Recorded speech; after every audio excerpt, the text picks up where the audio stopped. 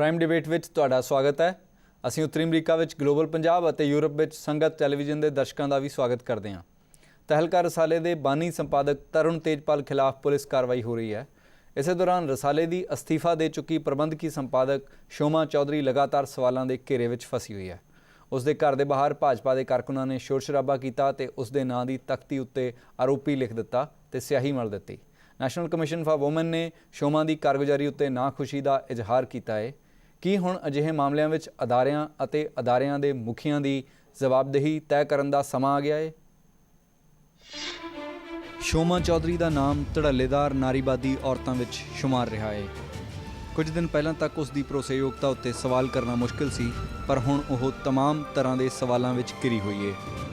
ਉਸ ਦੇ ਹਵਾਲੇ ਨਾਲ ਇਹ ਦਲੀਲ ਪੇਸ਼ ਕੀਤੀ ਜਾ ਰਹੀ ਹੈ ਕਿ ਅਜਿਹੇ ਮਾਹੌਲ ਵਿੱਚ ਜ਼ਿੰਮੇਵਾਰ ਅਹੁਦਿਆਂ ਉੱਤੇ ਵਿਰਾਜਮਾਨ ਜੀ ਤਮਾਸ਼ਬੀਨ ਨਹੀਂ ਹੋ ਸਕਦੇ, ਸਗੋਂ ਉਹਨਾਂ ਤੋਂ ਤਵੱਕੋਂ ਕੀਤੀ ਜਾਂਦੀ ਹੈ ਕਿ ਉਹ ਆਪਣੀ ਭਰੋਸੇਯੋਗਤਾ ਨੂੰ ਬਚਾਉਣ ਲਈ ਸਿਧਾਂਤਕ ਕਾਰਵਾਈ ਕਰਨ, ਜੋ ਉਹਨਾਂ ਦੇ ਆਪਣੇ ਜਾਂ ਕਿਸੇ ਨਜ਼ਦੀਕੀ ਦੇ ਖਿਲਾਫ ਵੀ ਹੋ ਸਕਦੀ ਹੈ।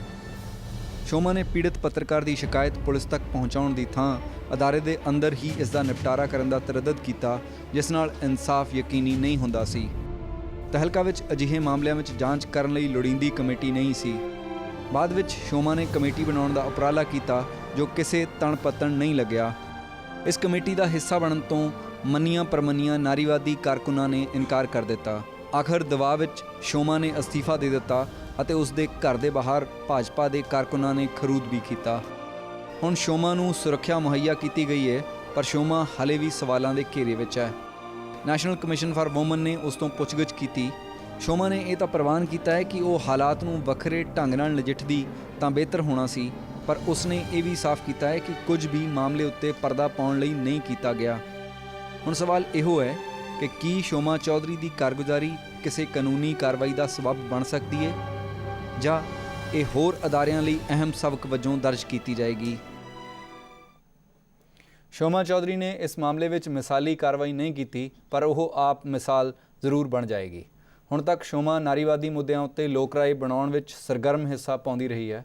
ਔਰਤਾਂ ਦੀਆਂ ਮੁਸ਼ਕਲਾਂ ਨੂੰ ਸੁਲਝਾਉਣ ਲਈ ਬਣੇ ਕਾਨੂੰਨਾਂ ਲਈ ਦਲੀਲ ਦੇਣ ਵਾਲੀਆਂ ਵਿੱਚ ਸ਼ੋਮਾ ਵੀ ਸ਼ਾਮਿਲ ਰਹੀ ਹੈ। ਹੁਣ ਕਾਨੂੰਨ ਦਾ ਇਮਤਿਹਾਨ ਹੋ ਰਿਹਾ ਹੈ ਤਾਂ ਸ਼ੋਮਾ ਦੂਜੀ ਧਿਰ ਨਾਲ ਖੜੀ ਜਾਪਦੀ ਹੈ।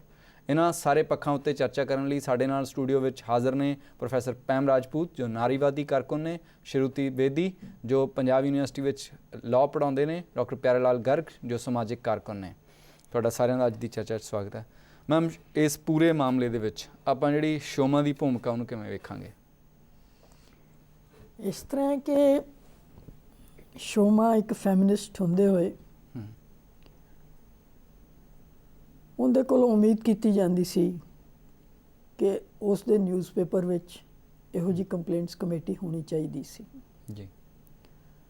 ਹਾਲਾਂ ਉਹ ਇੰਪਲੋਇਰ ਨਹੀਂ ਹੈ, ਉਹ ਆਪ ਵੀ ਇੰਪਲੋਈ ਹੈ, ਲੇਕਿਨ ਇੱਕ ਉਸ ਪੋਜੀਸ਼ਨ 'ਤੇ ਅਹੁਦੇ 'ਤੇ ਬੈਠੀ ਹੋਈ ਸੀ ਕਿ ਜਿੱਥੇ ਉਹ ਜ਼ੋਰ ਪਾ ਕੇ ਉਹ ਕਮੇਟੀ ਬਣਵਾ ਸਕਦੀ ਸੀ।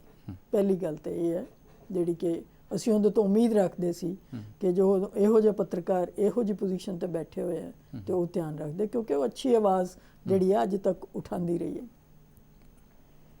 ਦੂਸਰੀ ਜਿਹੜੀ ਉਹਦੀ ਹੈ ਕਿ ਜਦੋਂ ਉਹਦੇ ਕੋਲੋਂ ਉਹਨੇ ਕੰਪਲੇਂਟ ਕੀਤੀ, ਉਸ ਲੜਕੀ ਨੇ, ਠੀਕ ਹੈ, ਪੱਤਰਕਾਰ ਨੇ, ਉਹਨੂੰ ਉਹਦੇ ਉੱਤੇ ਐਕਸ਼ਨ ਲੈਣਾ ਚਾਹੀਦਾ ਸੀ ਔਰ ਉਹਨੂੰ ਸਪੋਰਟ ਕਰਨਾ ਚਾਹੀਦਾ ਸੀ। ਕਮੇਟੀ ਨਹੀਂ ਬਣੀ ਹੋਈ, ਲੇਕਿਨ ਉਹਨੂੰ ਲਟਕਾਈ ਜਾਣਾ ਔਰ ਉਸ ਤੋਂ ਬਾਅਦ ਵੀ ਜਿਹੜੇ ਦੌਰਾਨ ਵਿੱਚ ਉਹਦੀਆਂ ਕੁਝ ਸਟੇਟਮੈਂਟਸ ਆਈਆਂ ਜਿਹੜੀਆਂ ਕੋਈ ਬੜੀਆਂ ਅੱਛੀਆਂ ਨਹੀਂ ਸੀਗੀਆਂ ਉਸ ਪੱਤਰਕਾਰ ਬਾਰੇ, ਠੀਕ ਹੈ, ਉਹ ਬੜੀ, ਲੇਕਿਨ ਕਮੇਟੀ ਨਹੀਂ ਵੀ ਸੀ। ਜਿਹੜਾ ਐਕਟ ਨਵਾਂ ਆ ਰਿਹਾ, ਵਿਸ਼ਾਖਾ ਜੱਜਮੈਂਟ 'ਚ ਤਾਂ ਇਹਦਾ ਨਹੀਂ ਜ਼ਿਕਰ ਹੈ, ਲੇਕਿਨ ਜਿਹੜਾ ਨਵਾਂ ਐਕਟ ਆ ਰਿਹਾ, ਆ ਗਿਆ, ਮਤਲਬ ਐਕਟ ਬਣ ਗਿਆ, ਉਹਦੀਆਂ ਰੂਲਸ ਬਣ ਰਹੇ ਨੇ, ਉਹ ਹਲੇ ਬਾਹਰ ਨਹੀਂ ਆਏ। ਉਹ ਕਲੀਅਰਲੀ ਕਹਿੰਦੇ ਇੰਟਰਨਲ ਕਮੇਟੀ ਔਰ ਲੋਕਲ ਕਮੇਟੀ ਜੀ, ਠੀਕ ਹੈ, ਲੋਕਲ ਜਿਹੜੀ ਐਡਮਿਨਿਸਟ੍ਰੇਸ਼ਨ ਹੈ ਜੀ। ਤੇ ਇਹੋ ਦੇ ਕੇਸ ਵਿੱਚ ਜਿਹੜੀ ਲੋਕਲ ਕਮੇਟੀ ਹੈ ਉਹ ਤੇ ਜੇ ਅਦਾਰੇ ਦਾ ਮੁਖੀ ਸ਼ਾਮਿਲ ਹੋਏਗਾ ਤਾਂ ਲੋਕਲ ਕਮੇਟੀ ਕੋਲ ਜਾਏਗਾ, ਨਹੀਂ ਤਾਂ ਇੰਟਰਨਲ ਕਮੇਟੀ ਕੋਲ ਜਾਏਗਾ ਮਾਮਲਾ? ਨਾ, ਜ਼ਰੂਰੀ ਨਹੀਂ ਹੈ। ਓਕੇ, ਜ਼ਰੂਰੀ ਨਹੀਂ ਹੈ ਜੀ। ਇੰਟਰਨਲ ਕਮੇਟੀ, ਔਰ ਜਿੱਥੇ ਲਿਖਿਆ ਹੋਇਆ ਕਿ ਇੰਟਰਨਲ ਕਮੇਟੀ ਨਹੀਂ ਹੈ ਜੀ, ਤੇ ਫਿਰ ਤੁਸੀਂ ਲੋਕਲ ਕਮੇਟੀ ਕੋਲ ਜਾ ਸਕਦੇ ਹੋ ਜੀ। ਇੱਕ ਰਾਹ ਉਹਦੇ ਕੋਲ ਪੱਤਰਕਾਰ ਕੋਲ ਉਹ ਵੀ ਸੀਗਾ ਕਿ ਉਹ ਲੋਕਲ ਕਮੇਟੀ ਕੋਲ ਜਾਂਦੀ ਜੀ। ਤੇ ਸ਼ੋਮਾ ਦਾ ਜੋ ਵੀ ਕਹਿ ਲਓ ਕਿ ਜਿਹੜਾ ਸਾਰਾ ਕੁਝ ਰਿਹਾ ਉਹ ਸ਼ੁਰੂ ਦੇ ਵਿੱਚ ਤਾਂ ਹੁੰਦਾ ਕਵਰ ਅਪ ਕਰਨ ਵਾਲਾ ਸਾਰਾ ਰੋਲ ਰਿਹਾ ਜੀ, ਲੇਕਿਨ ਕਾਨੂੰਨੀ ਤੌਰ ਤੇ ਉਹਨੂੰ ਅਸੀਂ ਅਨਲੈਸ ਕਿ ਪੁਲਿਸ ਨੂੰ ਕੋਈ ਹੋਰ ਚੀਜ਼ ਮਿਲੀ ਹੋਏ ਦੈਟਸ ਅ ਡਿਫਰੈਂਟ ਥਿੰਗ, ਕੋਈ ਉਹਦੇ ਲੈਬਸ ਦੀ, ਲੇਕਿਨ ਕਾਨੂੰਨੀ ਤੌਰ ਤੇ ਇਹ ਕੋਈ ਐਸੀ ਚੀਜ਼ ਨਹੀਂ ਲੱਗਦੀ ਕਿ ਉਹਨੂੰ ਜਿਹੜਾ ਕਟਘਰੇ 'ਚ ਜਿਹੜਾ ਖੜਾ ਹੈ, ਹਾਂ ਕਟਘਰੇ 'ਚ ਉਹ ਇਸ ਪਿੱਛੇ ਖੜੀ ਹੈ ਕਿ ਇੱਕ ਫੈਮਿਨਿਸਟ ਹੁੰਦੇ ਹੋਏ ਉਹਨੇ ਅੰਦਰ ਕਮੇਟੀ ਨਹੀਂ ਬਣਵਾਈ, ਜਦੋਂ ਉਹਦੇ ਕੋਲ ਰਿਪੋਰਟ ਆਈ ਉਹਦੇ ਉੱਤੇ ਉਹਨੇ ਇਮੀਡੀਏਟ ਐਕਸ਼ਨ ਨਹੀਂ ਲਿਆ ਜਿਹੜਾ ਇਸ ਐਕਟ ਦੇ ਮੁਤਾਬਿਕ ਉਹਨੂੰ ਲੈਣਾ ਚਾਹੀਦਾ। ਮੈਮ ਜਿਹੜੀ ਤੁਹਾਡੀ ਦਲੀਲ ਹੈ ਉਹਦਾ ਇੱਕ ਅਰਥ ਇਹ ਬਣਦਾ ਕਿ ਕਿਉਂਕਿ ਉਹ ਫੈਮਿਨਿਸਟ ਸੀ ਜਾਂ ਕਿਉਂਕਿ ਅਸੀਂ ਉਹ ਤੋਂ ਜ਼ਿਆਦਾ ਤਵੱਕੋਂ ਕਰਦੇ ਸੀ, ਇਸ ਕਰਕੇ ਜਿਹੜੇ ਉਹਦਾ ਪੂਰਾ ਪਬਲਿਕਲੀ ਜੋ ਉਹਦੀ ਜਵਾਬਦੇਹੀ ਕੀਤੀ ਜਾ ਰਹੀ ਹੈ ਉਹ ਇਸ ਕਰਕੇ ਸਖਤੀ ਡਬਲ ਹੋ ਗਿਆ ਹੁੰਦਾ ਜੀ, ਸਪੈਸ਼ਲ ਆ ਗਿਆ ਹੁੰਦਾ ਜੀ। ਸ਼ਰੂਤੀ ਤੁਸੀਂ ਕੀ ਕਹੋਗੇ ਇਸ ਮਾਮਲੇ 'ਚ? ਪਹਿਲੀ ਗੱਲ ਤਾਂ ਇਹ ਹੈ ਕਿ ਜਿਹੜੀ ਇੰਟਰਨਲ ਕਮੇਟੀ ਹੁੰਦੀ ਹੈ ਉਹ ਇਫ ਦ EMPLOYEES ਆਰ 10 ਤੋਂ ਘੱਟ ਨੇ ਜੀ, then you don't need an internal committee। ਫਿਰ ਲੋਕਲ ਕਮੇਟੀ ਕੋ ਜਾਏਗਾ, ਫਿਰ ਲੋਕਲ ਕਮੇਟੀ ਕਮੇਟੀ ਤੁਹਾਡੇ ਕੋਲ ਚੁਆਇਸ ਹੈ। ਹਾਂਜੀ, ਲੋਕਲ ਕਮੇਟੀ ਕੋਲ ਜਾਏਗਾ ਜੇ ਇੰਟਰਨਲ ਕਮੇਟੀ ਨਹੀਂ ਹੈ, ਜਾਂ ਫਿਰ ਜੇ EMPLOYER ਨੇ ਦੇ ਅਗੇਂਸਟ ਕੰਪਲੇਂਟ ਹੈ ਜਿਹੜੇ ਇਸ ਕੇਸ ਵਿੱਚ ਹੈ। ਮਤਲਬ ਇਸ ਮਾਮਲੇ ਦੇ ਵਿੱਚ ਜੇ ਕਮੇਟੀ ਹੁੰਦੀ ਵੀ ਤਾਂ ਵੀ ਜਿਹੜਾ ਮਾਮਲਾ ਉਹ ਬਾਹਰ ਜਾਣਾ ਚਾਹੀਦਾ, ਬਾਹਰ ਜਾਣਾ ਚਾਹੀਦਾ ਕਿਉਂਕਿ EMPLOYER ਦੇ ਅਗੇਂਸਟ ਕੰਪਲੇਂਟ ਹੈ ਜੀ। ਤੋ ਬਾਕੀ ਰਹੀ ਸ਼ੋਮਾ ਚੌਧਰੀ ਦੀ ਗੱਲ, she has acted as the judicial authority herself ਇਸ ਕੇਸ ਵਿੱਚ ਜੀ। ਉਹਨੇ ਕੋਈ ਕਾਰਵਾਈ ਨਹੀਂ ਕਰਵਾਈ, ਕੋਈ ਪ੍ਰੋਪਰ ਅਥਾਰਟੀ ਕੋਲ ਕੇਸ ਨਹੀਂ ਦਿਆ, ਆਪਣੇ ਆਪ ਡਿਸਾਈਡ ਕੀਤਾ ਕਿ ਕੀ ਕਰਨਾ ਚਾਹੀਦਾ ਹੈ ਕਿ ਤਰੁਣ ਤੇਜਪਾਲ ਨੂੰ ਕਿਹਾ ਕਿ ਤੂੰ ਅਪੋਲੋਜਾਈਜ਼ ਕਰ, ਤੂੰ ਮਾਫੀ ਮੰਗ ਲਓ, ਤੇ ਉਹਨੇ ਉਹੀ ਕੀਤਾ ਜਿਹੜਾ ਸ਼ੋਮਾ ਚੌਧਰੀ ਨੇ ਕਿਹਾ। ਸ਼ੀ ਵਾਸ ਦ ਇਨ ਬਿਟਵੀਨ। ਉਹਨੇ ਕੁੜੀ ਨੂੰ ਕਿਹਾ ਕਿ ਇਹ ਅਪੋਲੋਜੀ ਕਰ ਰਿਹਾ ਹੈ, ਮੈਂ ਇਹਨੂੰ ਕੱਢ ਰਹੀ ਹਾਂ, ਮਤਲਬ ਇਹਨੂੰ ਉਹ ਤਰੁਣ ਤੇਜਪਾਲ ਨੂੰ ਕਿਹਾ ਕਿ ਛੱਡ ਦੇ, ਰਿਕਿਊਜ਼ ਯੋਰਸੈਲਫ ਫॉर 6 months। ਉਹ ਕਿਹਾ, ਉਹ ਹੋ ਗਿਆ। ਉਹਨੇ ਜੋ ਵੀ ਕੀਤਾ ਉਹਨੇ ਆਪਣੇ ਨਿਊਜ਼ਪੇਪਰ ਨੂੰ ਪ੍ਰੋਟੈਕਟ ਕਰਨ ਵਾਸਤੇ ਕੀਤਾ, ਰੈਪੂਟੇਸ਼ਨ ਨੂੰ ਪ੍ਰੋਟੈਕਟ ਕਰਨ ਵਾਸਤੇ ਕੀਤਾ, ਔਰ ਜੋ ਤੁਸੀਂ ਦੇਖ ਰਹੇ ਹੋ ਕਿਉਂ ਕੀਤਾ, ਕਿਉਂਕਿ ਉਹ ਤਰੁਣ ਤੇਜਪਾਲ ਨੂੰ ਵੀ ਬਚਾਉਣਾ ਚਾਹੁੰਦੀ ਸੀ ਕਿਸੇ ਨਾ ਕਿਤੇ। ਤੇ ਇਸ ਐਕਸ਼ਨ ਵਾਸਤੇ ਸੈਕਸ਼ਨ 120 IPC ਅੰਡਰ ਅਕੰਪਲਿਸ ਕਹਿਲਾਈ ਜਾ ਸਕਦੀ ਹੈ। ਮਤਲਬ 120 ਵੀ ਜਿਹੜਾ ਹੈਗਾ ਸਾਜ਼ਿਸ਼ ਵਾਲਾ ਜਿਹੜੀ ਧਾਰਾ ਉਹਦੇ ਖਿਲਾਫ ਲੱਗ ਸਕਦੀ ਹੈ ਅਕੰਪਲਿਸ। ਹੋਰ ਵੀ ਤੁਸੀਂ ਦੇਖੋ ਜਿਹੜੇ ਈਮੇਲ ਤਰੁਣ ਤੇਜਪਾਲ ਤੋਂ ਅਪੋਲੋਜੀ ਦੇ ਵੀ ਗਏ ਨੇ ਟੂ ਦ ਵੂਮਨ, ਉਹ ਆਪਣੇ ਈਮੇਲ ਆਈਡੀ ਤੋਂ ਨਹੀਂ ਗਏ ਹੈ ਤਰੁਣ ਤੇਜਪਾਲ ਦੇ, ਉਹ ਸ਼ੋਮਾ ਚੌਧਰੀ ਦੇ ਈਮੇਲ ਆਈਡੀ ਤੋਂ ਗਏ ਹੈ। ਉਹ ਕਿਉਂ? ਜੇ ਤਰੁਣ ਤੇਜਪਾਲ ਨੇ ਅਪੋਲੋਜਾਈਜ਼ ਕਰਨਾ ਹੈ ਉਹ ਉਹਦੇ ਆਪਣੇ ਈਮੇਲ ਤੋਂ ਜਾਣਾ ਚਾਹੀਦਾ ਸੀ। ਮੇਰੇ ਖਿਆਲ ਸ਼ੁਰੂਤੀ ਉਹ ਵੱਖਰੇ ਵੱਖਰੇ ਈਮੇਲਸ ਨੇ, ਕੁਝ ਮੇਲਸ ਨੇ ਜਿਹੜੇ ਉਹਨੇ ਸਿੱਧੇ ਉਸ ਕੁੜੀ ਨੂੰ ਭੇਜੇ ਨੇ, ਕੁਝ ਈਮੇਲਸ ਨੇ ਜਿਹੜੇ ਉਹਨੇ ਸ਼ੋਮਾ ਨੂੰ ਭੇਜੇ ਨੇ ਤੇ ਸ਼ੋਮਾ ਨੇ ਅੱਗੇ ਭੇਜੇ ਨੇ। ਬਿਲਕੁਲ ਠੀਕ ਹੈ ਜੀ। ਉਹ ਸ਼ੋਮਾ ਨੇ ਅੱਗੇ ਜਿਹੜੇ ਭੇਜੇ ਉਹਦੇ ਚ ਤਰੁਣ ਤੇਜਪਾਲ ਨੇ ਇਹੀ ਕਿਹਾ ਹੈ ਕਿ ਮੈਂ ਐਕਨੋਲੇਜ ਕਰਦਾ ਜੇ ਮੇਰੇ ਤੋਂ ਗਲਤੀ ਹੋਈ ਹੈ ਮੈਂ ਮਾਫੀ ਮੰਗ ਰਿਹਾ। ਜੇ ਉਹ ਡਾਇਰੈਕਟਲੀ ਭੇਜਦਾ ਹੈ it means it is evidence, ਉਹ ਉਹਦੇ ਹੱਕ ਤੇ ਗਿਲਟੀ ਹੋ ਸਕਦਾ ਹੈ ਜੀ।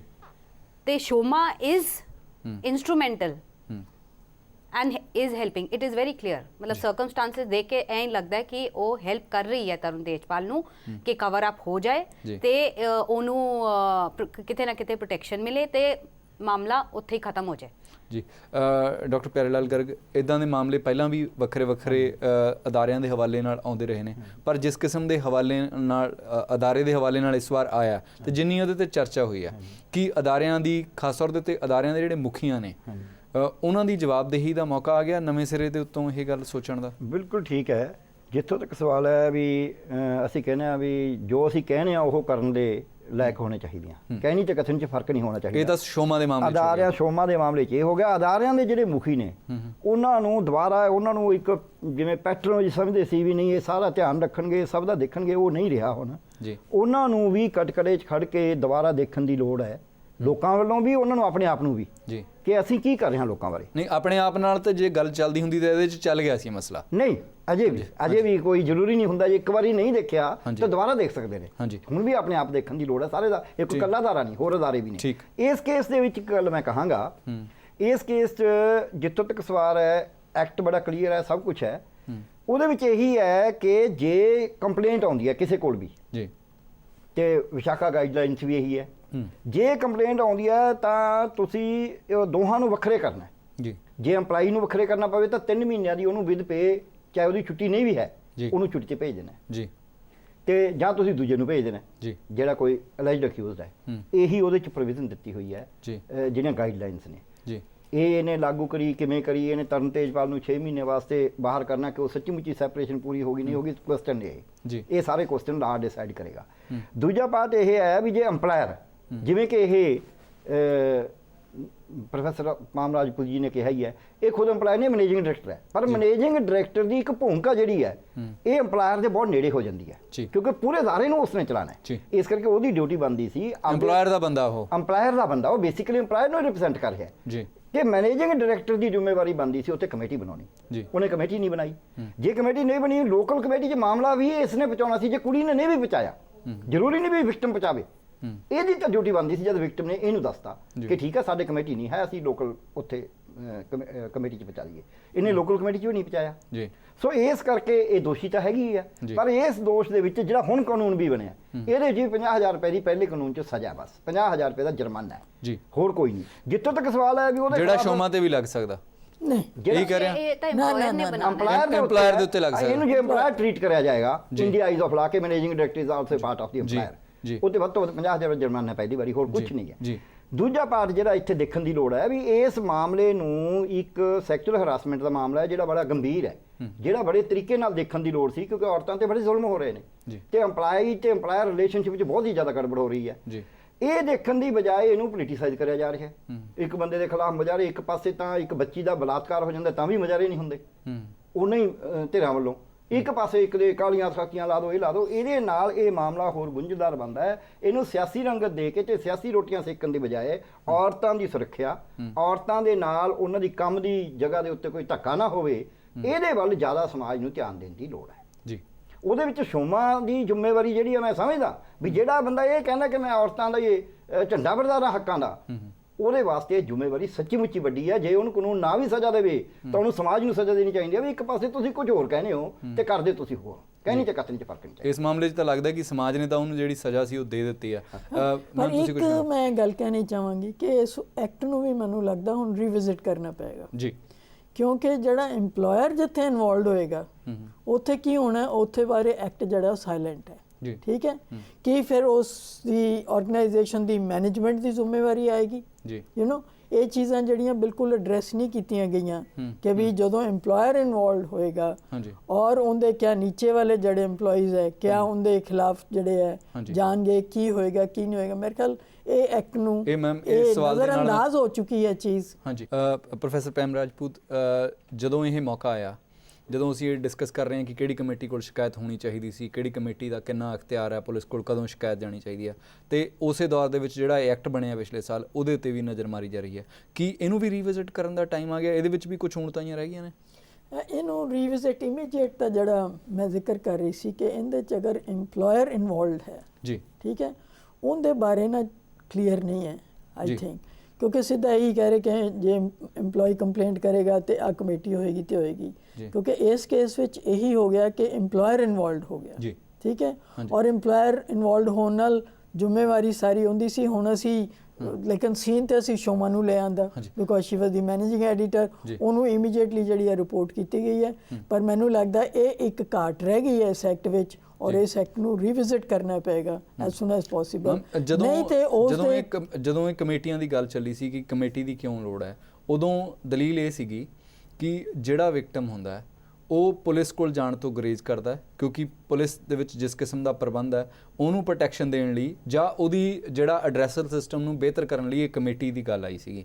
ਜੇ ਕਮੇਟੀ ਦੇ ਮਾਮਲੇ ਦੇ ਵਿੱਚ EMPLOYER ਦੀ ਗੱਲ ਆਉਂਦੀ ਹੈ ਜਾਂ ਮੈਨੇਜਮੈਂਟ ਦਾ ਵੀ ਕੋਈ ਬੰਦਾ ਉਹਦੇ ਵਿੱਚ ਸ਼ਾਮਿਲ ਹੋ ਸਕਦਾ ਹੈ, ਤੇ ਜਿਸ ਕਾਰਨ ਇਹ ਕਮੇਟੀਆਂ ਬਣਾਈਆਂ ਗਈਆਂ ਸੀ ਉਹ ਦਲੀਲ ਮੁੜ ਕੇ ਲਾਗੂ ਹੁੰਦੀ ਹੈ ਕਿ EMPLOYER ਦੇ ਉੱਤੇ ਜਾਂ ਵਿਕਟਮ ਦੇ ਉੱਤੇ ਉਨਾ ਹੀ ਪ੍ਰੈਸ਼ਰ ਆ ਗਿਆ ਤੇ ਇਹਨੂੰ ਤਾਂ ਮੁੜ ਕੇ ਸੰਸਦ 'ਚ ਜਾਣਾ ਚਾਹੀਦਾ ਇਸ ਮਾਮਲੇ ਦੇ ਵਿੱਚ। ਬਿਲਕੁਲ ਜਾਣਾ ਪਏਗਾ। ਤੇ ਇਹਦੇ ਬਾਰੇ ਕੀ ਤੁਹਾਡੀ ਕੀ ਰਾਏ ਹੋ ਸਕਦੀ ਹੈ? ਕਿਸ ਕਿਸਮ ਦੀ ਅਸੀਂ ਐਗਜ਼ਾਮਿਨ ਕਰਨ ਜਾ ਰਹੇ ਹਾਂ ਜੀ, ਮਤਲਬ देयर इज अ ਗਰੁੱਪ ਵਿਚ ਇਜ਼ ਐਗਜ਼ਾਮਿਨਿੰਗ, ਔਰ ਉਦਨ ਪਿੱਛੇ ਜੇ ਸਾਡੇ ਜਿਹੜੇ ਸੋਲਿਸਿਟਰ ਜਨਰਲ ਨੇ ਇੰਦਰਾਜੀਤ ਸਿੰਘ, ਉਹ ਵੀ ਇਸ ਇਸ਼ੂ ਵੱਲ ਇਸ਼ਾਰਾ ਕਰ ਰਹੇ ਸੀ ਤੇ ਮੈਨੂੰ ਲੱਗਦਾ ਸ਼ਾਇਦ ਇੰਨੀ ਛੇਤੀ ਐਕਟ ਤਾਂ ਨਹੀਂ ਅਮੈਂਡ ਹੋ ਪਾਏਗਾ ਵੀ ਹੁਣੇ, ਬਾਕੀ ਹੋਰ ਬੜਾ ਕੁਝ ਪਿਆ ਪਾਰਲੀਮੈਂਟ ਦਾ, ਲੇਕਿਨ ਇਸ ਬਾਰੇ ਜਿਹੜਾ ਹੈ ਕੰਮ ਕਰਨਾ ਪਏਗਾ ਔਰ ਮਿਨਿਸਟਰੀ ਨੂੰ ਕਨਸਟੀਟਿਊਟ ਕਰਨੀ ਪੈਗੀ ਕਮੇਟੀ ਔਰ ਇਹਦੇ ਚ ਅਮੈਂਡਮੈਂਟ ਸੰਸ਼ੋਧਨ ਲਿਆਉਣ ਦੀ ਜ਼ਰੂਰਤ ਹੈ। ਮਤਲਬ ਇੱਕ ਤਰੀਕੇ ਨਾਲ ਜਿਹੜੀ ਇਹਦੀ ਊਣਤਾਈ ਹੈ ਉਹਦੀ ਨਿਸ਼ਾਨਦੇਹੀ ਹੋ ਗਈ ਹੈ। ਜੀ ਸ਼ਰੂਤੀ ਤੁਸੀਂ ਕੀ ਇੱਕ ਇਹ ਗੱਲ ਤਾਂ ਹੈ ਇਸ ਐਕਟ ਵਿੱਚ ਆਲਰੇਡੀ ਦੈਟ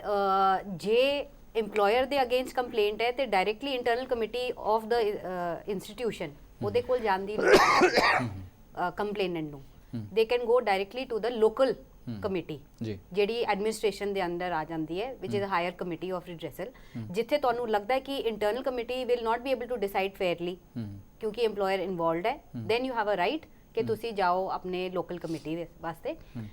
ਦੂਜਾ ਇੱਕ ਹੋਰ ਪ੍ਰੋਵੀਜ਼ਨ ਹੈ ਸੈਕਸ਼ਨ 27 ਇਸ ਐਕਟ ਵਿੱਚ ਜਿਹੜਾ ਕਹਿੰਦਾ ਹੈ ਕਿ complainant can directly go to the court also ਜੀ ਇਫ ਇਟ ਇਜ਼। ਉਹ ਤਾਂ ਹਮੇਸ਼ਾ ਹੀ ਸੀਗਾ, ਮਸਲਾ ਤਾਂ ਇਹ ਹੈ ਕਿ ਜੇ ਉਹ ਕਮੇਟੀ ਕੋਲ ਜਾਂਦਾ ਹੈ ਤੇ ਕਮੇਟੀ ਪੁਲਿਸ ਕੋਲ ਜਾਏਗੀ ਜਾਂ ਕਮੇਟੀ ਦੇ ਤੋਂ ਨਾ ਖੁਸ਼ੀ ਦੀ ਹਾਲਤ ਦੇ ਵਿੱਚ ਹੀ ਕੰਪਲੇਨੈਂਟ ਪੁਲਿਸ ਕੋਲ ਜਾਏਗਾ? ਨਹੀਂ, ਦੋਨੋਂ ਆਪਸ਼ਨ ਹੈਗੇ। ਇਹ ਸੈਕਸ਼ਨ 27 ਜਿਹੜਾ ਹੈਗਾ, ਹਾਂਜੀ, ਉਹ ਜਿਹੜੀ ਲੈਂਗੁਏਜ ਕਹਿੰਦਾ ਹੈ no court shall take cognizance of any offence punishable under this act or any rules made thereunder save on a complaint made by the aggrieved woman or any person authorized by the internal committee or local committee in this behalf।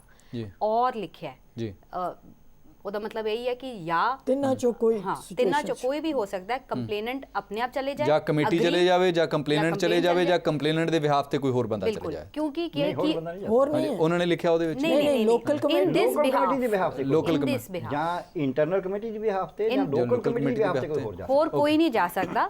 ਪਰ ਜਿਸ ਤਰ੍ਹਾਂ internal committee ਦੇ proceedings ਨਾਲ ਵੀ ਤੁਸੀਂ ਨਹੀਂ satisfied ਹੋ ਤਾਂ ਵੀ ਤੁਹਾਡੇ ਕੋਲ ਇੱਕ ਫੋਰਮ ਹੈ ਰਿਡਰੈਸਲ, ਕੋਰਟ ਤਾਂ ਆਲਵੇਜ਼ ਇਜ਼ ਦੇਅਰ, ਅਪੀਲ ਤੁਸੀਂ ਕਰ ਸਕਦੇ ਹੋ, ਉਹਨਾਂ ਦੀ ਰਿਪੋਰਟ ਵੀ ਚੈਲੰਜ ਹੋ ਸਕਦੀ ਹੈ ਕਿਸ ਤਰ੍ਹਾਂ ਕਾਰਵਾਈ ਕੀਤੀ ਹੈ, ਤੁਹਾਨੂੰ ਲੱਗਦਾ ਹੈ ਤੁਹਾਡਾ ਫੇਅਰ ਨਹੀਂ ਹੈ ਤਾਂ court is always there. Doctor ਸਾਹਿਬ, ਇੱਕ ਤਾਂ ਹੈਗਾ ਕਾਨੂੰਨੀ ਪੱਖ ਕਿ ਉਹਦੇ ਵਿੱਚ ਕੀ ਲਿਖਿਆ ਹੈ, ਦੂਜਾ ਇੱਕ ਅਮਲੀ ਪੱਖ ਹੁੰਦਾ ਹੈ ਜਿਹੜਾ ਤੁਹਾਡੇ ਅਫਸਰ ਹੁੰਦੇ ਨੇ, ਖਾਸ ਤੌਰ 'ਤੇ ਸਰਕਾਰੀ ਮਹਿਕਮਿਆਂ ਵਿੱਚ, ਉਹਨਾਂ ਦੇ ਹੱਥ ਤੁਹਾਡੀਆਂ ਤਰੱਕੀਆਂ ਹੁੰਦੀਆਂ ਨੇ, ਉਹਨਾਂ ਨੇ ਤੁਹਾਡੀ ACR ਲਿਖਣੀ ਹੁੰਦੀ ਹੈ, ਜਦੋਂ ਉਹਨਾਂ ਦੇ ਖਿਲਾਫ ਹੀ ਸ਼ਿਕਾਇਤ ਹੋਣੀ ਹੁੰਦੀ ਹੈ, ਤੇ ਇਹ ਕਾਨੂੰਨ ਕਿਸੇ ਕੰਮ ਆਉਂਦਾ ਜਾਂ ਨਹੀਂ ਆਉਂਦਾ? ਨਹੀਂ ਆਉਂਦਾ। ਸਾਡੇ ਕੋਲ ਸਾਹਮਣੇ ਸਾਡਾ ਤਜਰਬਾ ਹੈ, ਸਿਹਤ ਮਹਿਕਮੇ 'ਚ ਇੱਕ ਇਹੋ ਜਿਹਾ ਕੇਸ ਹੋਇਆ ਤੇ ਉਹਦੇ ਵਿੱਚ ਉਹ ਕੁੜੀ, ਕਿਉਂਕਿ ਜਿਹੜੀ ਇੰਟਰਨਲ ਕਮੇਟੀ ਬਣੀ ਹੋਈ ਹੈ, ਇੱਥੇ ਤਾਂ ਬਣੀ ਨਹੀਂ ਨਾ, ਉੱਥੇ ਇੰਟਰਨਲ ਕਮੇਟੀ ਬਣੀ ਹੈ, ਉਹਦੇ ਕੋਲ ਸ਼ਿਕਾਇਤ ਹੋਈ ਹੈ, ਉਹ ਇੰਟਰਨਲ ਕਮੇਟੀ ਨੇ ਪਹਿਲਾਂ ਚੇਅਰਪਰਸਨ ਨੇ ਆਪ ਹੀ ਇਨਕੁਆਇਰੀ ਕਰਤੀ, ਫਿਰ ਜਦੋਂ ਉਹਨਾਂ ਨੇ ਰਲ ਕੇ ਬਿਨਾਂ ਕਮੇਟੀ ਤੋਂ ਫਿਰ ਜਦ ਇਹ ਕੁਐਸਚਨ ਰੇਜ਼ ਕਰੇਗਾ ਵੀ ਇਹ ਤਾਂ ਕਮੇਟੀ 'ਚ ਹੋਣੀ ਚਾਹੀਦੀ ਸੀ, ਦੁਬਾਰਾ ਚੀਫ ਸੈਕਟਰੀ ਨੂੰ ਲਿਖਿਆ, ਉਹ ਦੁਬਾਰਾ ਜਦ ਕਮੇਟੀ 'ਚ ਵੀ ਕਰੀ ਤਾਂ ਵੀ, ਕਿਉਂਕਿ ਜਦ ਇੱਕ ਪਾਸੇ ਪਾਵਰਫੁਲ ਲੌਬੀ ਸੀ, ਇੱਕ ਡਾਇਰੈਕਟਰ ਦੇ ਖਿਲਾਫ ਸ਼ਿਕਾਇਤ ਸੀ, ਉਹ ਇੱਕ ਮੰਤਰੀ ਵੀ ਨਾਲ ਉਹਨੂੰ ਡਾਇਰੈਕਟਰ ਨੂੰ ਸਪੋਰਟ ਕਰ ਰਹੇ ਸੀ, ਮੈਨੇਜਿੰਗ ਡਾਇਰੈਕਟਰ, ਉਹਨਾਂ ਸਾਰਿਆਂ ਨੇ ਉਹ ਕੁੜੀ ਨੂੰ ਕੋਈ ਇਨਸਾਫ ਨਹੀਂ ਦਿੱਤਾ। ਬਲਕਿ ਉਸ ਤੋਂ ਬਾਅਦ ਇੱਕ ਹੋਇਆ ਕਿ ਉਹ ਫੈਸਲਾ ਹੋ ਗਿਆ ਵੀ ਇਹ ਠੀਕ ਹੈ, ਕਿਸੇ ਨਾ ਕੋਈ ਮਾੜੀ ਮੋਟੀ ਜੇ ਸੈਕੰਡ ਜਦ ਇਨਕੁਆਇਰੀ ਹੋਈ ਵੀ ਕੁਛ ਨਾ ਕੁਛ ਤਾਂ ਹੋਇਆ, ਪਰ ਕੋਈ ਬਹੁਤ ਵੱਡੀ ਗੱਲ ਨਹੀਂ। ਉਸ ਤੋਂ ਬਾਅਦ ਉਸ ਦੀ ਤਰੱਕੀ ਰੋਕ ਦਿੱਤੀ ਗਈ ਕੁੜੀ ਦੀ। ਸੋ ਇਹ ਜਿਹੜਾ ਹੈਗਾ, ਜਦ ਇੱਕ ਕਮਜ਼ੋਰ ਔਰਤ ਅੱਗੇ ਹੋਏਗੀ, ਲੜਕੀ ਅੱਗੇ ਹੋਏਗੀ ਤੇ ਮੈਨੇਜਮੈਂਟ ਇੱਕ ਪਾਸੇ ਹੋਏਗੀ ਨਾ, ਤੇ ਫਿਰ ਇਸ ਦੇ ਵਿੱਚ ਮੈਨੂੰ ਲੱਗਦਾ ਨਹੀਂ ਵੀ ਬਿਨਾਂ ਸੋਸ਼ਲ ਮੂਵਮੈਂਟ ਦੇ ਕੋਈ ਇਨਸਾਫ ਲਿਆ ਜਾ ਸਕਦਾ ਹੈ। ਅਦਾਲਤ ਜੇ ਵੀ ਉਹ ਕਿੰਨਾ ਕੁ ਜਾਏਗੀ, ਕੋਰਟ ਜਾਂਦਾ ਠੀਕ ਹੈ, ਉਹਨਾਂ ਦਾ ਅਧਿਕਾਰ ਹੈ, ਫਿਰ ਤਾਂ ਕੋਰਟ 'ਚ ਰੋਜ਼ ਹੀ ਕੁੜੀਆਂ ਤੁਰੀਆਂ ਰਹਿਣਗੀਆਂ, ਕਿਉਂਕਿ ਹਰਾਸਮੈਂਟ ਦਾ ਜਿਹੜਾ ਲੈਵਲ ਹੈ ਉਹਨੂੰ ਸੋਸ਼ਲ ਕੌਨਸ਼ੀਅਸ ਦੇ ਨਾਲ, ਸੋਸ਼ਲ ਮੂਵਮੈਂਟ ਦੇ ਨਾਲ ਐਕਟ ਉਹਦਾ ਇੱਕ ਸਪੋਰਟ ਹੈ। ਐਕਟ ਆਪਣੇ ਆਪ 'ਚ ਇੱਕ ਟੂਲ ਨਹੀਂ ਹੈ, ਬਹੁਤ ਵੱਡਾ ਟੂਲ ਜਿਹੜਾ ਉਹ ਅਗੇਨ ਸੋਸ਼ਲ ਮੂਵਮੈਂਟ। ਪਰ ਜਸਟਿਸ ਡਿਲੀਵਰੀ ਲਈ ਤਾਂ ਉਹ ਬਹੁਤ ਇੰਪੋਰਟੈਂਟ ਹੈ, ਉਹ ਜਸਟਿਸ ਡਿਲੀਵਰੀ ਬਹੁਤ ਇੰਪੋਰਟੈਂਟ ਹੈ, ਪਰ ਇਹਨਾਂ ਘਟਨਾਵਾਂ ਨੂੰ ਰੋਕਣ ਲਈ, ਕਿਉਂਕਿ ਜਸਟਿਸ ਵੀ ਡਿਲੀਵਰੀ ਕਦ ਹੋਏਗੀ ਜੇ ਘਟਨਾਵਾਂ ਘੱਟ ਹੋਣਗੀਆਂ, ਜੇ ਘਟਨਾਵਾਂ ਹੀ ਪਾਈਲ ਅਪ ਹੋ ਗਈਆਂ, ਚਾਹੇ ਹਾਈ ਕੋਰਟ ਜਾਣ ਚਾਹੇ ਥੱਲੇ ਵਾਲੀਆਂ ਕੋਰਟਾਂ ਜਾਣ, ਫਿਰ ਤਾਂ ਫਿਰ ਇਨਸਾਫ ਨਹੀਂ ਮਿਲਣਾ। ਸੋ ਇਸ ਕਰਕੇ ਘਟਨਾਵਾਂ ਨੂੰ ਘਟਾਉਣ ਵਾਸਤੇ ਬਹੁਤ ਜ਼ਰੂਰੀ ਹੈ ਸੋਸ਼ਲ ਮੂਵਮੈਂਟ, ਤੇ ਉਹ ਜਿੰਨੀਆਂ ਘਟਨਾਵਾਂ ਹੋਣਗੀਆਂ ਉਹਦੇ ਵਾਸਤੇ ਐਕਟ, ਕਮੇਟੀਆਂ, ਉਹਦਾ ਫਿਰ ਵੀ ਕੋਈ ਰੋਲ ਹੈ। ਮੈਮ, ਜਿਹੜਾ ਇੱਕ ਇਹ ਵਾਲਾ ਗੈਪ, ਇੱਕ ਤਾਂ ਤੁਸੀਂ ਉਹ ਨਿਸ਼ਾਨਦੇਹੀ ਕੀਤੀ ਹੈ ਕਿ ਕਾਨੂੰਨ ਦੇ ਵਿੱਚ ਹੀ ਇੱਕ ਕੋਣਤਾਈ ਦੀ ਨਿਸ਼ਾਨਦੇਹੀ ਹੋ ਗਈ ਹੈ, ਪਰ ਜਿਹੜਾ ਇਸ ਕਿਸਮ ਦਾ ਮਸਲਾ ਹੈਗਾ ਜਿੱਥੇ ਪ੍ਰਸ਼ਾਸਨ ਜਿਹੜਾ ਹੈਗਾ ਸਿੱਧਾ ਉਹਦੇ ਵਿੱਚ ਸ਼ਾਮਿਲ ਹੈ ਤੇ ਉੱਪਰ ਅਸਰ ਰਸੂਖ ਵੀ ਬਹੁਤ ਹੈ, ਉੱਥੇ ਕਿਵੇਂ ਕੀਤਾ ਜਾਏਗਾ? ਉੱਥੇ ਤੇ ਆ ਜਾ ਕੇ ਉੱਥੇ ਹੀ ਗੱਲ ਆ ਜਾਂਦੀ ਕਿ ਜਦ ਤੱਕ ਸਾਡੀ ਸੈਂਸਿਟੀਵਿਟੀ ਨਹੀਂ ਹੁੰਦੀ, ਸਾਡੇ ਸਿਸਟਮਿਕ ਚੇਂਜਸ ਨਹੀਂ ਆਉਂਦੇ, ਉਦੋਂ ਤੱਕ ਤੁਸੀਂ ਜਿਹੜਾ ਕੁਝ ਨਹੀਂ ਕਰ ਸਕਦੇ। ਤੇ ਜਿੰਨਾ ਇਹਨਾਂ ਚੀਜ਼ਾਂ ਨੂੰ ਇੱਕ ਤਾਂ ਪੋਲਿਟਿਕਸ ਤੋਂ ਲੱਗ ਰੱਖਿਆ ਜਾਏ, ਦੂਸਰਾ ਸਿਸਟਮ ਦੀ ਸੈਂਸਿਟੀਵਿਟੀ, ਚਾਹੇ ਉਹ ਐਡਮਿਨਿਸਟ੍ਰੇਟਿਵ ਮਸ਼ੀਨਰੀ ਹੈ ਤੇ ਚਾਹੇ ਉਹ ਜੁਡੀਸ਼ੀਅਲ ਮਸ਼ੀਨਰੀ ਹੈ। ਅਸੀਂ ਕਹਿ ਦਿੰਦੇ ਇੱਥੇ ਜੁਡੀਸ਼ੀਅਲ ਮਸ਼ੀਨਰੀ ਦੀ ਵੀ ਉਨੀ ਸੈਂਸਿਟੀਵਿਟੀ ਚਾਹੀਦੀ, ਐਨਫੋਰਸਮੈਂਟ ਮਸ਼ੀਨਰੀ। ਸੋ ਜਦ ਤੱਕ ਇਹ ਜਿਵੇਂ ਇਹਨਾਂ ਨੇ ਕਿਹਾ ਕਿ ਸੋਸ਼ਲ ਮੂਵਮੈਂਟ ਇਹ ਤਾਂ ਚਰਨਿੰਗ ਹੈ, ਲੇਕਿਨ ਇਹ ਹੈ ਕਿ ਫਿਰ ਵੀ ਕਮ ਸੇ ਕਮ ਕਾਨੂੰਨ ਬਣਿਆ ਉਹ ਵੀ ਤੁਹਾਨੂੰ ਪਤਾ ਹੈ ਕਿ ਵੀ ਵਿਸ਼ਾਖਾ ਜਜਮੈਂਟ ਆਈ 1997 ਚ ਤੇ ਕਾਨੂੰਨ ਜਾ ਕੇ ਬਣਿਆ 2013 ਵਿੱਚ, ਠੀਕ ਹੈ ਜੀ। ਔਰ ਹੁਣ ਇਹਦੇ ਹਲੇ ਰੂਲ ਦੇ ਬਣ ਰਹੇ ਨੇ, ਇੰਪਲੀਮੈਂਟੇਸ਼ਨ ਚਲੋ ਇੰਨਾ ਹੀ ਹੈ ਵੀ ਹੌਲੀ ਹੌਲੀ ਚੱਲ ਰਹੇ हैं, ਪਰ ਅੱਗੇ ਇੱਕ ਕਦਮ ਤਾਂ ਵੱਧ ਰਿਹਾ ਹੈ। ਔਰ ਇਸ ਐਕਟ ਦੀ ਖੂਬੀ ਇਹ ਵੀ ਹੈ ਕਿ ਵੀ ਸਿਰਫ ਉਹੀ ਨਹੀਂ, even domestic workers are covered.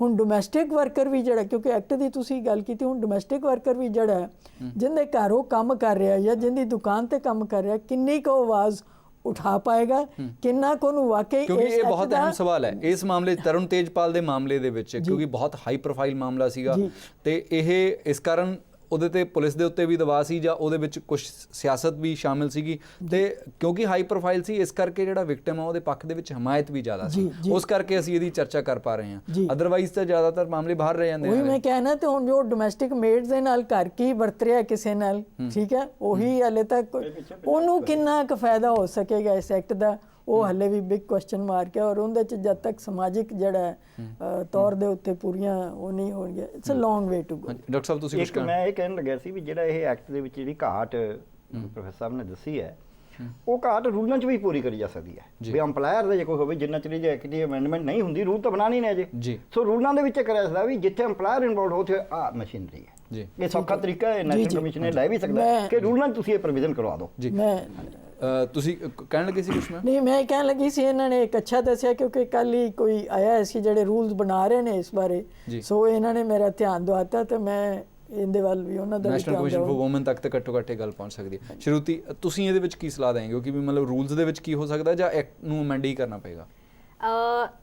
ਹਾਲੇ ਦਾ ਐਕਟ ਇੰਪਲੀਮੈਂਟ ਹੋਣੀ ਹੈ, ਮਤਲਬ ਹਾਲੇ practically we have to find out ਕਿ ਕੀ problems we will be encountering. ਜੀ, तो हाले थोड़ा जब मेरे ख्याल टाइम दे के इट इज़ टू अर्ली, हाले इंप्लीमेंट होने दिओ ਤਾਂ ਤੁਹਾਨੂੰ ਪਤਾ ਚੱਲਦਾ ਹੈ ਕਿ ਕੀ ਇਹਦੇ ਵਿੱਚ ਲੂਪ ਹੋਲਸ ਨੇ ਵਿਚ ਨੀਡ ਟੂ ਬੀ ਪਲੱਗਡ। ਤਾਂ ਹੌਲੀ ਹੌਲੀ ਹੋਰ ਚੀਜ਼ਾਂ ਕਲੀਅਰ ਹੋਣਗੀਆਂ। Of course EMPLOYER the status ਤਾਂ ਬਹੁਤ ਕਲੀਅਰ ਹੈ।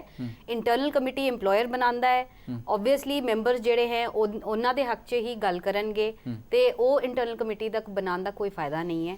ਜੀ ਮੈਮ, ਜਿਹੜੀ ਤੁਸੀਂ ਗੱਲ ਕਿਹਾ ਕਿ ਇੱਕ ਸਮਾਜ ਜਾਗਰੂਕ ਸਮਾਜ ਵੀ ਚਾਹੀਦਾ ਇਹ ਸਾਰੇ ਮਾਮਲੇ ਦੇ ਵਿੱਚ, ਹੁਣ ਜਦੋਂ ਸ਼ੋਮਾ ਚੌਧਰੀ ਦੇ ਹਵਾਲੇ ਨਾਲ ਇਹ ਚਰਚਾ ਕੀਤੀ ਜਾ ਰਹੀ ਹੈ ਕਿ ਜਿਹੜਾ ਮੁਖੀ ਹੈ ਜਾਂ ਜਿਹੜਾ ਜ਼ਿੰਮੇਵਾਰ ਉਹਦੇ ਤੇ ਬੈਠਾ ਉਹਦੀ ਕਿਸ ਤਰੀਕੇ ਨਾਲ ਹੁੰਦੀ ਹੈ, ਤੇ ਬਹੁਤ ਸਾਰੇ ਲੋਕਾਂ ਨੂੰ ਇਸ ਗੱਲ ਤੋਂ ਸਬਕ ਮਿਲਿਆ ਹੋਣਾ, ਇਹ ਵੀ ਇੱਕ ਚੇਤਨਾ ਦਾ ਸਬਬ ਬਣੇਗਾ। ਇਹ ਮੁੱਦਾ, ਇਹ ਚੇਤਨਾ ਦਾ ਬਿਲਕੁਲ ਸਬਬ ਬਣੇਗਾ। ਔਰ ਅਸਲ 'ਚ ਤਾਂ ਹਰ ਜਗ੍ਹਾ ਗੱਲ ਜਿਹੜੀ ਹੈ ਹੋ ਰਹੀ ਹੈ ਔਰ ਮੀਡੀਆ ਇਹਨੂੰ ਜਿਸ ਤਰ੍ਹਾਂ ਦਾ ਇੱਕ ਬੜਾ ਪੋਜ਼ਿਟਿਵ ਰੋਲ ਪਲੇ ਕਰ ਰਿਹਾ ਹੈ ਤੇ ਇਹ ਹੈ। ਲੇਕਿਨ ਫਿਰ ਵੀ ਮੈਨੂੰ ਲੱਗਦਾ ਹੈ ਕਿ ਇਸ ਐਕਟ ਬਾਰੇ ਜਾਣਕਾਰੀ ਜਿਹੜੀ ਹੈ ਉਹ ਹਾਲੇ ਬਹੁਤ ਦੇਣ ਦੀ ਜ਼ਰੂਰਤ ਹੈ, ਖਾਸ ਕਰਕੇ ਇਹਨੂੰ ਵਰਨੈਕੂਲਰ ਲੈਂਗੁਏਜ 'ਚ ਲਿਆ ਕੇ, ਕਿਉਂਕਿ ਇਹ ਪ੍ਰੋਵੀਜ਼ਨਸ ਜਿਹੜੀਆਂ ਵਕੀਲਾਂ ਵਾਸਤੇ ਠੀਕ ਹੈ ਜਾਂ ਕਿਸੇ ਪ੍ਰੋਫੈਸਰ ਵਾਸਤੇ ਠੀਕ ਹੈ, ਲੇਕਿਨ ਇਹਨੂੰ ਸਿੰਪਲੀਫਾਈਡ ਤਰੀਕੇ ਵਿੱਚ ਕਿ ਆ ਕਰ ਸਕਦੇ ਹੋ ਤੁਸੀਂ, ਇਹ ਜਿਹੜੀ ਹੈ ਇਹਨੂੰ ਘਰ ਘਰ ਪਹੁੰਚਾਉਣ ਦੀ ਜ਼ਰੂਰਤ ਹੈ। ਜਿਵੇਂ ਕਿਸੇ ਨੇ ਕਿਹਾ ਸੀ ਵੀ ਡੋਮੈਸਟਿਕ ਵਾਇਲੈਂਸ ਐਕਟ ਆ ਗਿਆ, ਉਹਨੂੰ ਮੋਟੀ ਜਿਹੀ ਗੱਲ ਜਿਹੜੀ ਹੈ ਉਹ ਦੁਆਰ ਤੇ ਲਾ ਦਿਓ ਤੇ ਸਵੇਰੇ ਸਾਰੇ ਘਰ ਦੇ ਵਾਲੇ ਵੀ ਦੇਖਣਗੇ ਵੀ ਹਾਂ ਇਹੋ ਜਿਹੀ ਹੈ।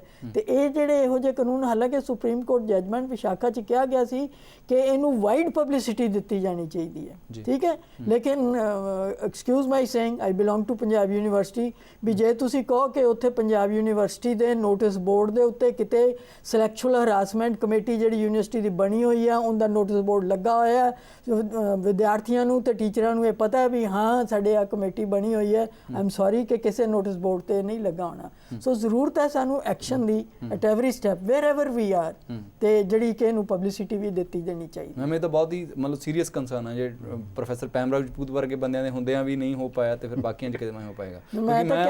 ਮੈਂ ਉੱਥੇ ਵਿਦਿਆਰਥੀ ਰਹੇ ਹਾਂ ਤੇ ਅਸੀਂ ਤਾਂ ਸਾਰੇ ਤੋਂ ਬਹੁਤ ਡਰਦੇ ਰਹੇ ਹਾਂ ਕਿ ਬਹੁਤ ਸਖਤ। ਮੈਂ ਤਾਂ ਪਿਛਲੇ ਸਾਲ ਇਹ ਕਿਹਾ ਸੀ ਕਿ ਸਾਡੀ ਜਿਹੜੀ ਯੂਨੀਵਰਸਿਟੀ ਦੀ ਉਹ ਬਣਦਾ ਪ੍ਰੋਸਪੈਕਟਸ ਬਣਦਾ ਰੂਲਸ ਐਂਡ ਰੈਗੂਲੇਸ਼ਨਸ, ਉਹਦੇ ਵਿੱਚ ਵੀ ਛਪੇ ਹੋਣੀ ਚਾਹੀਦੀ ਸੀ। ਮੈਂ ਇਸ ਚੀਜ਼ ਦੀ ਡਿਮਾਂਡ ਕੀਤੀ। ਬਲਕਿ ਮੈਨੂੰ ਇਸ ਤੋਂ ਲੱਗਦਾ ਹੈ ਜੋ ਮੈਡਮ ਪਾਮ ਰਾਜਪੂਤ ਨੇ ਕਿਹਾ, ਅਸੀਂ ਭਾਰਤ ਗਿਆਨ ਵਿਗਿਆਨ ਸੰਮਤੀ ਵੱਲੋਂ ਕੋਸ਼ਿਸ਼ ਕਰਾਂਗੇ ਕਿ ਇਹਦੀ ਪੰਜਾਬੀ ਕਰਕੇ ਐਕਟ ਦੇ ਵਿੱਚੋਂ ਮੋਟੀਆਂ ਗੱਲਾਂ ਲੈ ਕੇ, ਕਿਉਂਕਿ ਅਸੀਂ ਵੂਮਨ ਕਾਨਫਰੰਸਿਸ ਕਰਦੇ ਰਹਿੰਦੇ ਹਾਂ, ਉਹਨਾਂ 'ਚ ਇਹ ਅਸੀਂ ਪੰਜਾਬੀ 'ਚ ਕੋਸ਼ਿਸ਼ ਕਰਾਂਗੇ ਪੰਜਾਬ 'ਚ ਤਾਂ ਇਹਦਾ ਪ੍ਰਚਾਰ ਕਰਨ ਦੀ। ਚਲੋ, ਮਤਲਬ ਇਸ ਜਿਹੜੀ ਤੁਹਾਡੀ ਇਹ ਗੱਲ ਹੈ, ਜੇ ਇਹ ਅਮਲ ਦਾ ਰੂਪ ਧਾਰ ਕਰਦੀ ਹੈ ਤੇ ਮੈਂ ਇਸ ਪ੍ਰੋਗਰਾਮ ਦੀ ਘੱਟੋ ਘੱਟ ਇਸ ਗੱਲ ਇਹਨੂੰ ਮੈਂ ਪ੍ਰਾਪਤੀ ਮੰਨਾਂਗਾ। ਤੁਸੀਂ ਸਾਰੇ ਅੱਜ ਦੀ ਚਰਚਾ ਸ਼ਾਮਿਲ ਹੋਏ, ਤੁਹਾਡਾ ਬਹੁਤ ਬਹੁਤ ਧੰਨਵਾਦ।